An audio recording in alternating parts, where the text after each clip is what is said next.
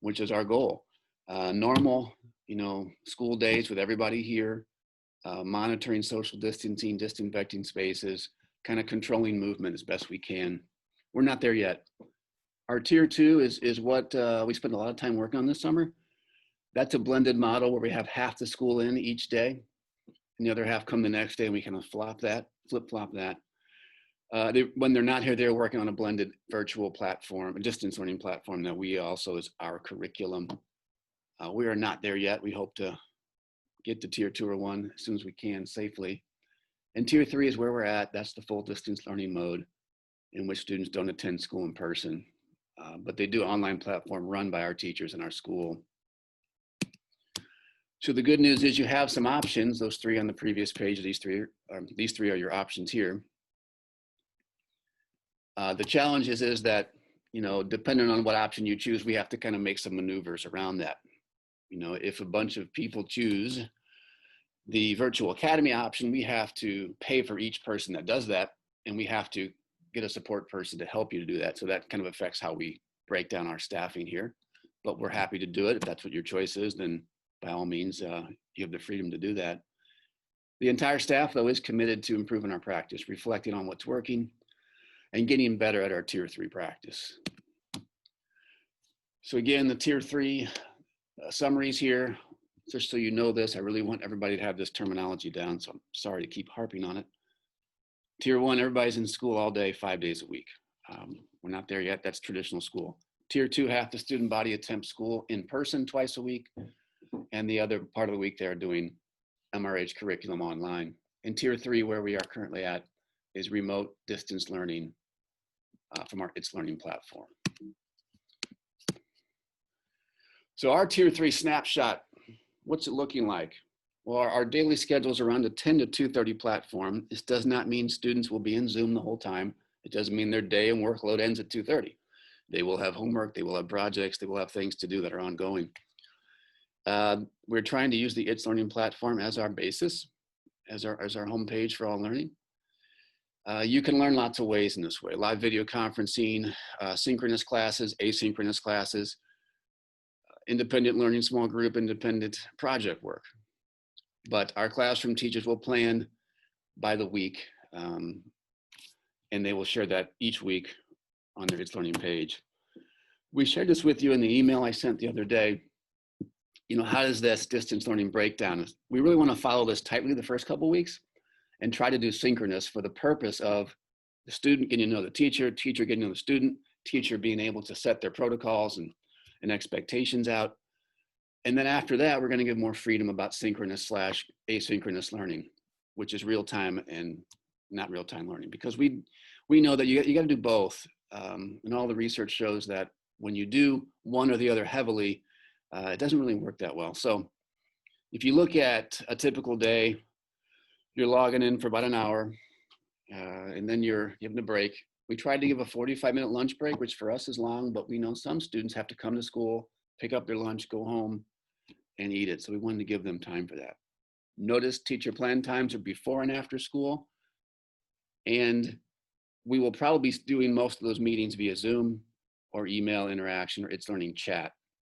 But we hope to have embedded times, because we learned from our surveys, we need to embed more times for student support. And that's what we tried to do with that. So tier 2, if and when we get there, is blended. Blended meaning that you're in school some of the time and the other time you're learning at home. If we are in school, we do have some serious protocols we're going to be enforcing regarding masks for all, safe distancing, traffic patterns. We walked the building yesterday and put arrows all over the floors. We have designated entrances and exits and reduced time in hallways. We have hand washing stations in each floor. And we're asking, if we get to this point, no arrivals before 8 a.m. We would do our normal school schedule, it would be 8:30 to 3. It would, the tier 2 breakdown is like this.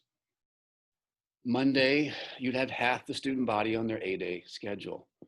And why half, you're saying? Well, because when we met with St. Louis County and walked the building with architects, we realized there's no way we could meet our social distancing norms in our current classroom space with our full student body. You know, a classroom that normally holds 20, if we're socially distanced, holds 10. And so that's one of the reasons we do that. And then Wednesday, we do want to re-clean the space and disinfect everything as we bring in our second group of students, to make sure we're doing all we can to ensure safe protocols in terms of cleanliness. So your student would be in school twice a week. The other days, he or she is doing online learning through It's Learning. And they would follow the regular school day schedule when they're here on their day with their A/B class, about 86 minutes. As you see a picture of our teachers, they're planning. That was before quarantine, obviously. The virtual academy is where I get most questions. That's the third-party option, where if you really don't want your student to come back this semester in the building, this is your option, or homeschool. And that means, you know, let's say in October things get better, there's a vaccine, oh my gosh, we can all come back to school. Again, will that happen? I have no idea. And you don't feel comfortable with that, then this would be an option for you. Schools PLP is a personalized learning online program. It's not through It's Learning. It's an outside provider. We did not write that curriculum. We don't create it. And so if you choose this option, we will assign each student an MRH teacher to support them, but they didn't write or create the curriculum. So be aware of that. If you decide to do this option as well, we would get your enrollment and have you meet with one of our counselors to ensure we enroll you in the correct online courses to keep your credit flow going nice and smoothly. And we'll have regular check-ins with the designated MRH staff point person we assigned you. Know that these courses are aligned to Missouri grade level standards. They are credits that we must accept, and the state of Missouri will accept as well. Again, the challenge of this is that it's not MRH curriculum. You will likely not have peers from MRH to share your learning with, and you'll lack the teacher to student personalized interaction. So supports are a big thing. In tier 2, that means you're blended. You're here half the time, you're home half the time. The great part of that is that you actually get to see your teacher twice a week. So that's a natural support. Again, I'm not going to read all of this. I'll click on key points, and I'm happy to share this presentation with you too. I'm going to skip into the middle block, the tier 3. That is a mix of asynchronous and synchronous. Synchronous means real-time, in-person, live interaction. Asynchronous means not live. If you have an IEP, you'll receive the same support you'll get via your IEP case manager.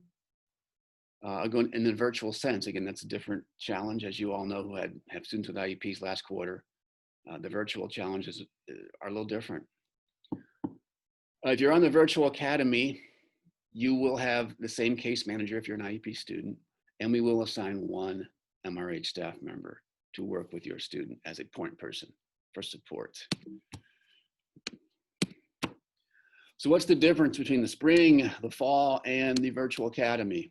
The spring is simply what we did the last quarter of school from March until May.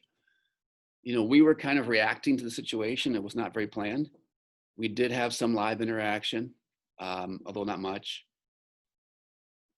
The schoolwork, we had an adjusted grading system to try to support the students. In the fall, you know, we're going to do a lot more live and recorded instruction. It's more planned and purposeful because our teachers have had some time over the summer to look at it. We will have some times where live attendance is expected. That's not all the time. We will use our regular grading system, and I'm not planning on adjusting the percentages over quarters like we did last semester. And we're hoping to have more grading and feedback accurately reflect learning progress. So in the virtual academy, it's more self-paced. You'll have planned but flexible curriculum to work through. We do want you to have daily progress. That'll be some of the things that our support person will monitor. And the grading will not be done by MRH staff, but by the actual on-site provider. It will also focus on content standards, as we will in our regular courses. Whoops. So if you choose not to participate in MRH Tier 3 or the virtual option, your other option is the non-MRH student option. It's really a homeschool option. And again, that's your right. But know this, if you choose that, you don't get the MRH services. If you do have an IEP and choose that, you'll refer to SNAP services, which are a third-party SSD support system. You can still get your food support at lunch or breakfast, and we will try to keep you connected via school correspondence. Let's see where we're at. So in this PowerPoint, which I'm happy to share out, I have some links. Our family survey, which I asked you to take in my letter regarding what choice you want to make for your student. And the reason we need to know that is because obviously we want to gauge who's going to be interacting with us. But if you do choose a third-party virtual plan, we have to pay for that. And there's some due dates on that, and they want to know the numbers, and they require a full semester commitment. I included a video around that, around your options, which Roxana Meacham, our assistant soup, put in, and a schedule change form, which is very typical of high school kids when they see their schedule, which I mailed yesterday to your home. They might want to change some things. They can fill out that form. And our past board meeting, which explains some of the thought processes behind choosing the virtual tier 3, are here. So let me get to some of the questions. Ed, should I stop sharing this? Somebody might want you to go back and review something. So I think I can always go back, but I can't see the, okay. Okay, so we have one question and we have one comment. The question's a good one. I don't know the answer to it. Hope you do. She's wondering what the day plan is for the early release days during the virtual portion of the school year. Awesome question. And I know Mr. Dietrich and I at the middle school talked about this. The early release days are normally on Tuesdays in our traditional schedule. We moved those days to our Wednesday, so we really don't have them, so to speak. They will not impact our virtual learning days at all. We'll have regular virtual learning schedule. I shouldn't say virtual, distance learning is the word I'm supposed to be using for tier 3. So yeah, those days really don't exist in our tier 3.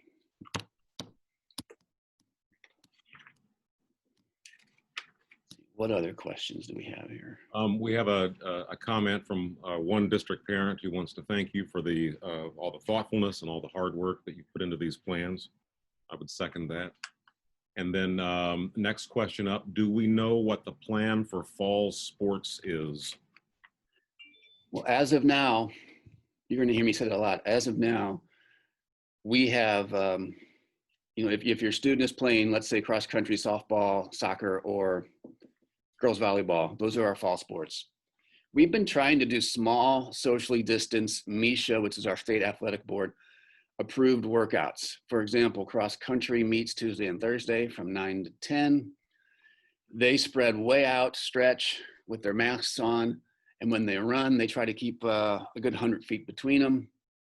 And they take their mask off when they're doing that because they have the spacing. When they come back, they put their mask back on, they stretch, and they all go their separate ways. And I'm a big believer in the mentoring of coaches and student athletes. As I was a coach for many years, and my own kids I urge them to play sports and get involved because I see the impact on their life. So we want to try to do them in a socially distanced way as long as we're allowed to. I know that the board's going to weigh in on that at some point, but we are currently following all MISHA guidelines. And if your student has a physical, a doctor's form saying that he or she can participate, we plan for now to at least be involved in practices. Right now, the competitions have not been approved. So if we had a game in girls volleyball against Brentwood, right now, we don't know if that's going to happen. Or a soccer game against Brentwood, that's not necessarily in the works. Right now, we're just focused on the first 3 weeks of the season, practicing together how we can do that. And it's different. The coaches are having to be creative. They're having to break into small groups, spread kids out, and do a lot more individual skill work rather than team-oriented drills. I hope that helps. Can I add something on this topic? So yes, sir. Just late yesterday afternoon, our athletic director sent me the latest from what's called the St. Louis Sports Medicine COVID-19 Task Force. And this is kind of a consortium of health experts, doctors, nurses, and others, trainers, in fact, from SSM, from BJC, Mercy, and others. And the latest guidance that we have, and I'll just read through it, it's not that long. We're in what we call a modified phase 2 as of August 10th. That's Monday, I believe. During this phase, only full team practices and intra-squad scrimmages are permitted, meaning no competition. Masks, face coverings must be worn anytime an individual is not doing vigorous physical activity. Coaches must remain in masks anytime they're not social distancing. All equipment used should be disinfected between individual uses, such as bats, sticks, helmets, sleds, whatever. Facilities should require any spectators to wear masks and should limit the amount of entrances to enforce this. Spectators should be kept to a minimum. Spectators should practice social distancing as allowed, and spectators should wear masks or face coverings. Organizations and schools should be aware of factors that prohibit social distancing properly, for example, gym size, seating, etc. We really don't have spectators at our events at this time. So, all right. Can you explain with Tier 3 how much will be on Zoom? You said they won't be on Zoom from 10 to 2:30. What do you expect it to look like after the first 2 weeks? It's a great question. The first 2 weeks, we expect them to be on Zoom 10 to 2:30 as much as we can. After that, we're going to give teachers some freedom to use Zoom as required in and out of courses, depending on what their needs are. You know, I talked to a math teacher last week, for example, who said, I'm going to be needing Zoom on my Monday class with students, but on the Tuesday class, I'm going to have them watch a video and then respond to me via homework chat on It's Learning. So it's kind of based on that. What we learned is that a lot of schools tried to do Zoom every day for the quarter, and they realized after 4 weeks, the attendance averaged 50%. It was too hard for families, especially in high school, to keep up. And so we need to have a secondary plan, knowing that that's the national trend. And so we're trying to work around that. So it will be an in and out based on the content and the teacher's needs, which they'll be communicating with their students each week on their It's Learning page. Again, some teachers will use it more than others, but I'm requiring them all to use it the first couple of weeks. And as we, you know, what I told our staff last time we talked was, we're going to reassess how it's going every week, you know, and so this is it's almost like we're all first year teachers again, because we've never kind of entered a year this way. So we are, even though we have a very veteran staff, we've never began a year in this format. So we're going to have to do a lot of self-reflection, which includes parent feedback. And so we're going to need your feedback. Say, hey, this is working, this isn't. You're going to hear me asking you questions and asking for feedback more than normal. And we're going to need it. Dr. Grauer, the next question is, will there be any social virtual gatherings to replace the kind of events like school dances, you know, that kids had when they were actually in the buildings, you know, to promote, you know, some kind of interaction and social mixing? Yes, we definitely knew that was a deficit from the last quarter. I think what we're starting off by trying to get our clubs back and going. You know, our student group on race relations club, our Women Who Look Ahead club, our chess club. We're starting with virtual meetings with those groups. And then in terms of, you know, we actually wrestled with prom for the seniors and juniors a lot. How can we do this? And we really struggled with that. You know, we kind of tried to talk to seniors, and most of them are kind of turned off by the idea of a virtual prom, and like, they're not really interested. So, you know, if you have ideas, throw them at us. But we're going to start with, you know, our clubs. Again, if you're playing a sport, our theater. You know, right now we have some questions around, will our theater be able to do performances? I did get a correspondence with the National Thespian Society, and they right now aren't sure how to go about doing it, but they want something to happen in terms of theater, as do I. And, you know, we are working on that with Mrs. Potoff and Mrs. Baker, but we don't have all those answers right now. Input's always valued. We're starting with clubs, we're starting with sports. We'll see how it goes from there. Thanks. We don't have any other questions in the chat box right now. Do I get everybody's email so I can send them this presentation? Ed, do we have a way to gather that? Yeah, sure do. Okay. Actually, we do. We have more questions popping up here. So what will electives such as band look like? That's a great question. Yeah. I talked to Mr. Rapini about that last week, and you know, his plan is that on student pickup days, that he will be here to make sure that the students who enrolled in band get their instrument, and he's going to try to do a little talk to them. And you know, it's going to be a lot of individualized meetings with Mr. Rapini with shared music, if that makes sense. You know, they're all working on the same songs, but they're going to have to do some individual practice with him giving feedback. But you can do band practices actually with people. You've probably seen some music groups do some shows from varied sites, but they all harmonize together. We can do that with Zoom rooms, they call it. And that's one of our goals, is to have kids practice on their own and then come together in a group, and then Mr. Rapini give them feedback as to timing, pacing, etc.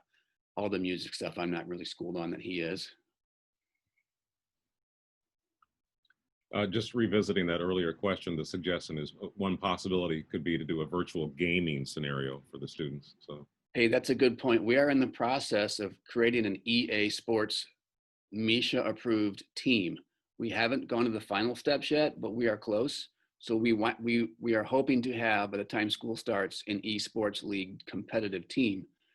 And as that information comes out, I will share it, and your students will be, we're going to be urging them to join that team as well. Dr. Grauer, how will advisory work? Will it be synchronous? Yeah, the advisory, we normally do once a month. Dr. Payton and I were talking about that last week at some point, and what we think we need to do is definitely have an advisory, probably twice a month check-in. And that'll be on a Wednesday, though. That Wednesday we think is a great time. We might shoot out a link and say, all right, here's Wednesday's advisory plan. We're going to talk about these 3 items and get student feedback. It's more of a social, get to know you, but also what do you need? Support teacher that follows you through 4 years.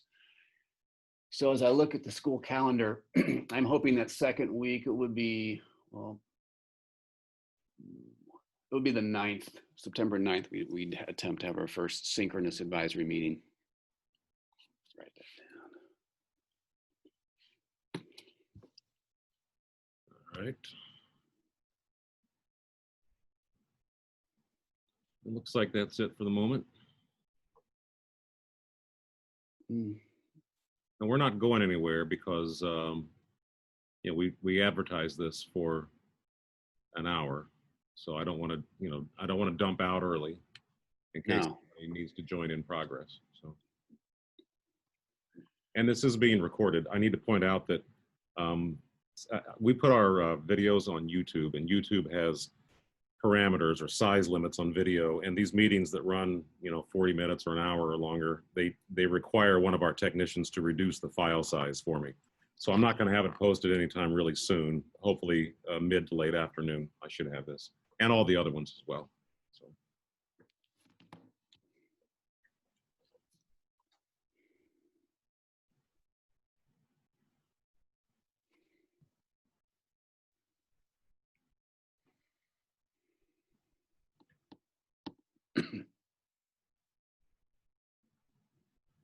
did we oh, good point. Dr. Payton made a point in her chat that we would likely do the advisory the 3rd week because we start the year with 4-day weeks, which means we'll drop the Wednesday that week. We'll send parents out the updated A/B schedule soon, probably in the end of this week. I'll send that out so they can see what the days will look like. I know Mr. Schultians is working on that, and he sent me the latest one yesterday, but it had some errors, so I sent it back, and we're still trying to make sure it's perfect before we send it out. One question that hasn't popped up here in this forum, but that I see occasionally that I get in my email is, can we switch instructional scenarios in mid-semester? And the answer is no. Can you explain why that is? Well, the answer is no, because the online party providers require a full semester. And like I said, we pay for that. And it's also very challenging to go from a third-party provider curriculum, which isn't aligned to ours necessarily, and then jump right back into a class where you've missed the last 7 weeks. And you're almost at a deficit learning. So we don't want to put kids in that position as well. Yeah.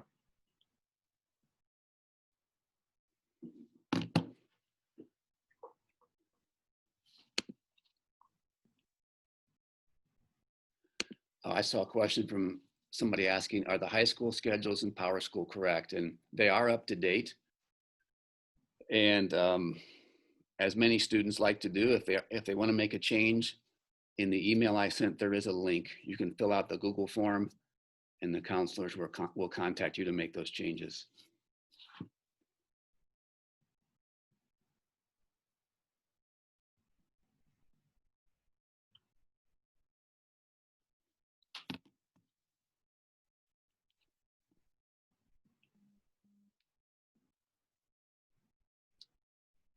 Another question here. About the Zoom classroom platform. Yeah, here, let's start with how would the transition from Virtual Academy for semester 1 to MRH for semester 2 look like? If curriculum is different, how can they transition? Again, the curriculum will vary per class. Again, since I've never taken the online version of these courses for the third party, so I'm not sure how it differs, but it is state standard, so it shouldn't be that different because we're all doing the same standards. The semester is a good breaking point because at our semester change, we start over. We actually change the class dynamic. So Mr. McWilliams' biology semester 1 class, you know, for a lot of those classes, we do change the mix up because we're such a small school. We feel it's sometimes healthy to do that. So it's almost like a new clean break for us. And we feel that's the best time to do it. Another question, will the Zoom classroom platforms be available for parents to look at if they're not available to watch with their child at the same time? You know, the kids may have questions later and the parents naturally want to see what the original instructions were. So that means, are we asking for recording those, I guess? Again, I'd have to go through Mrs. Meacham on that question because I'm not sure about liability. And I know we're not supposed to record things with student faces on them. And so that's something I'll have to get back to you on. I'll write that one down. I would like to record some things though, for sure. I just got to find out the legalities behind that. And then a question I see is about how do you put any structures in place to help teachers with blended learning? That's a good question about teachers. It's funny you ask because in 30 minutes, I have a blended coaches meeting where we talk about kind of what our questions and needs are in terms of blended learning support, virtual teaching support. And we're trying to create some instructional videos for our staff to look at and share outs among departments. So, you know, we're creating small teacher cohorts to work on that. And it's ongoing. That doesn't stop August or September 1st when school starts. That's going to be ongoing. And they serve as kind of the voice for their colleagues and peers and bring issues to us, and we try to work them out. One attendee says, are we supposed to be able to see the schedules on PowerSchool because hers is blank apparently? That's strange. I'm not sure why.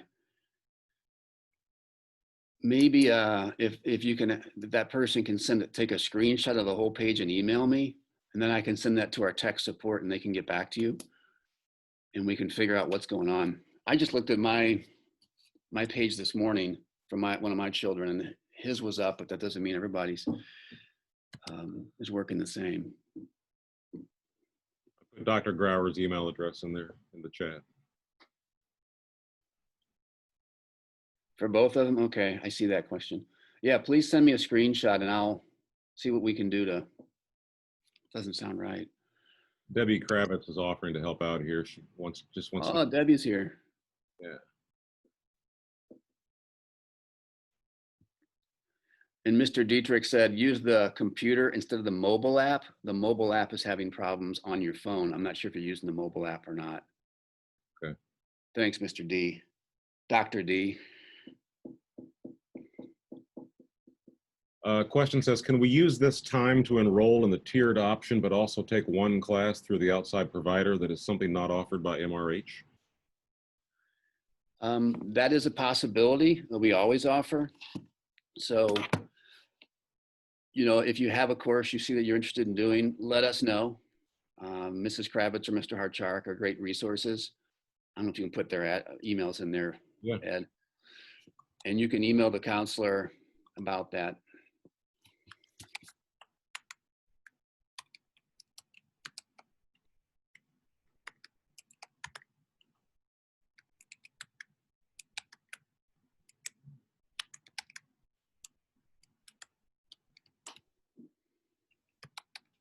Okay, both counselors' emails are in there. Awesome. Here we go. Do you know if classes that are typically supported by an MRH teacher and an SSD support educator continue to have both educators while in the virtual format? They will not. Oh, I'm not sure what you mean by virtual. Are you talking about third party or the MRH distance learning? So I'll answer both. Okay, tier 3, I got you. I see. So yes, they should. The MRH teacher will teach it. The SSD support teacher should be part of that as well. Yes.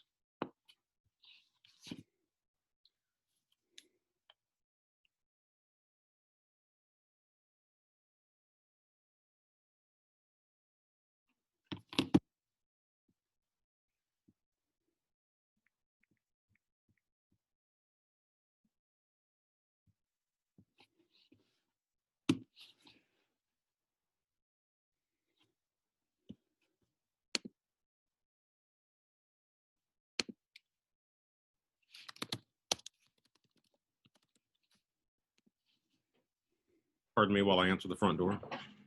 No problem.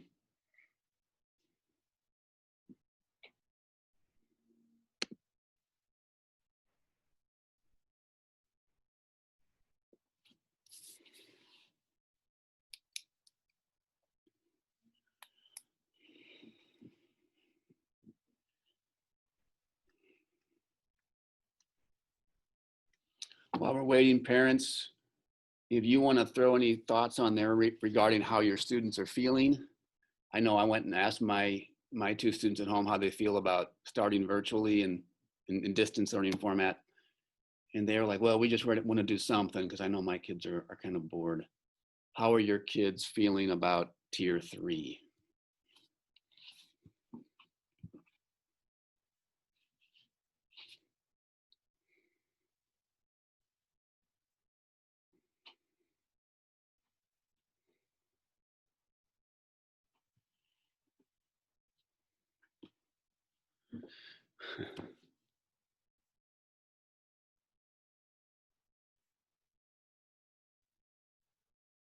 I see one parent says, oh, Ed, you're on mute, I think. Sorry, I never do that. A little boredom at this household. Have there been any changes to the classes available to the students, or have they remained the same? She's specifically wondering if the tech class is still an option. Yeah, the tech class is run by an outside organization through a special school district called South Tech. If you didn't sign up last quarter, I would doubt you'd be able to get in, as they do typically have a early enrollment, but you can email Mrs. Kravitz if you have any interest in that. But no, our course offerings haven't changed. They're the same at the high school.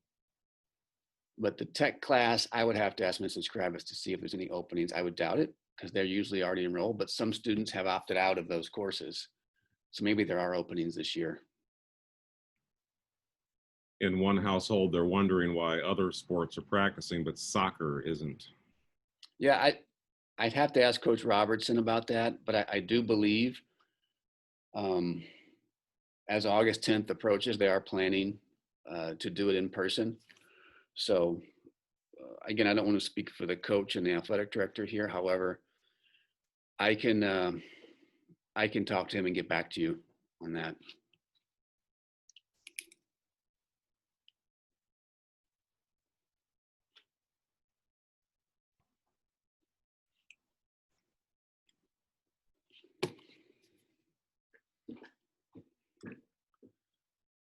Is Missouri considering postponing the fall sports to the spring like Illinois did, or is? Missouri's latest email I got from the State Athletic Association says they're going to try to play sports in the fall. Again, will that occur? Will it last? I don't know. It's the same problem college football is looking at. And can we do this? Will fans be allowed? They haven't given us any information on that, other than as you start practices, make sure you follow these social distance protocols. And there are parts of the state that are very different than the St. Louis area in terms of outbreak. And, so a lot of it's based on local health issues.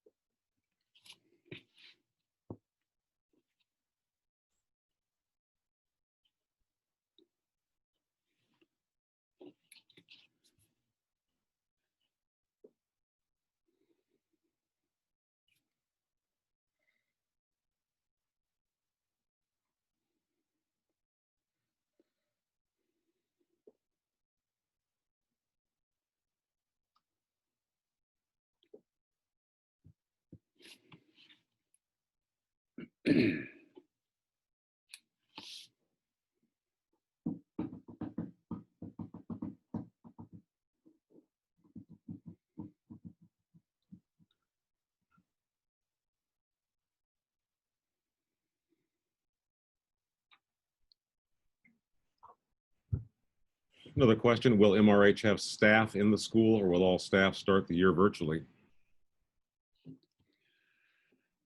I believe that MRH staff will be allowed to come into their space in a socially distanced way and teach from their room because all their resources are there. They have the whiteboards, they have all their technology. And if we're doing, some synchronous teaching, it seems to make sense. As of now, I believe that's an opening for them, and we're offering that to them voluntarily.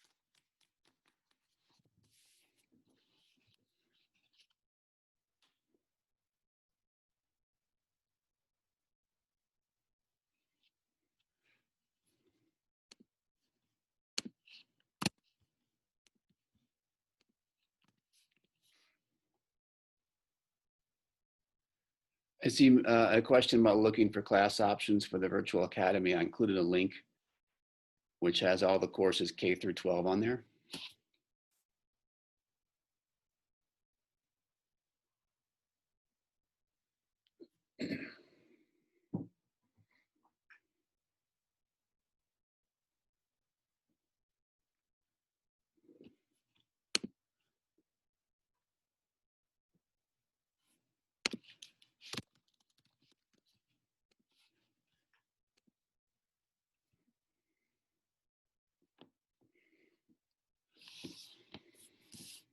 Kevin, I have no idea why my name appeared on your screen for this entire thing.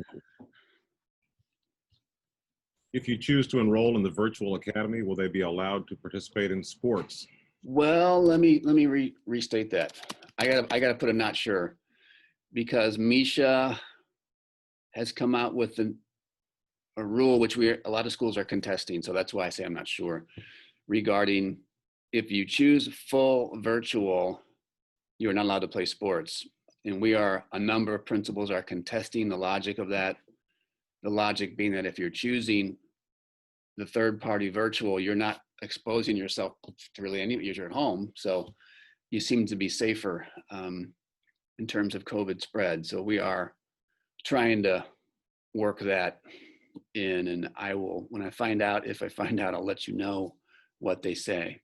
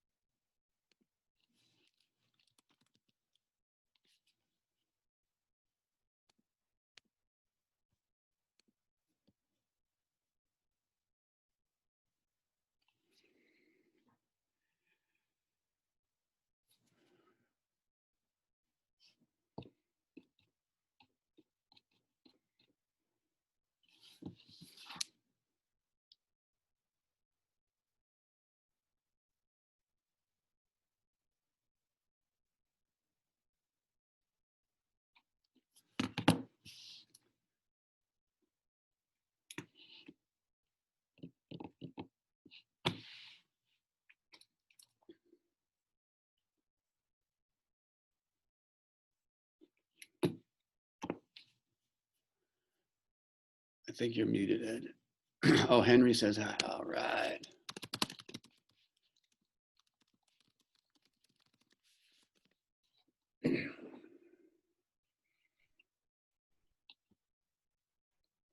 Please tell Henry I said hi and I miss him.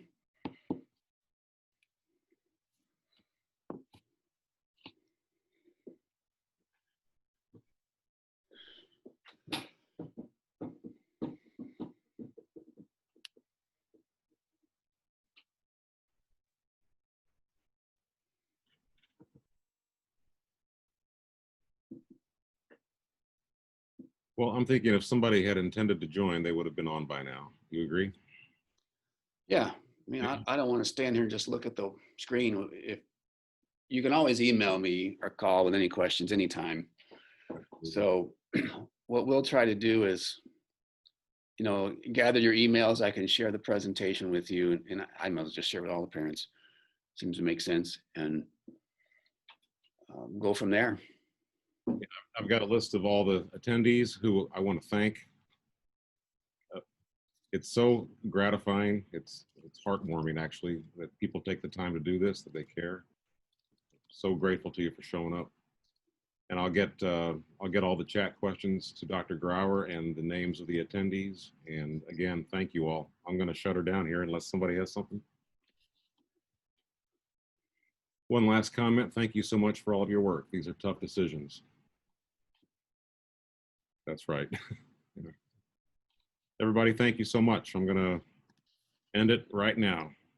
Again, we've got if you think of something else, we've got another session at 11:30 this morning. Take care, everybody. Thank you.